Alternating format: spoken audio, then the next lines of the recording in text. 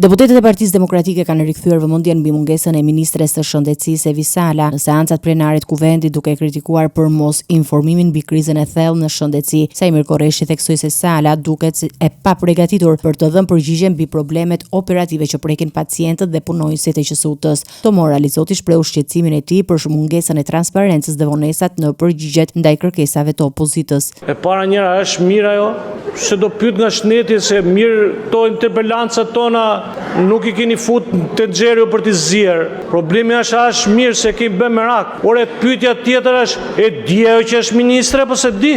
Se nuk mund braktiset Kuvendi i Shqipërisë kështu. E treta, nuk pret smundja si thot ministrja në fjalët e veta në fund vitit, brenda këtij viti. Nuk pret. As e ka iden çfarë punë bën kjo ministre e shëndetësisë. Se duhet me pyet çfarë punë bën ministri e shëndetësisë, sepse për të marrë sot urgjencën i bie 127-s lidhen me Tiranën.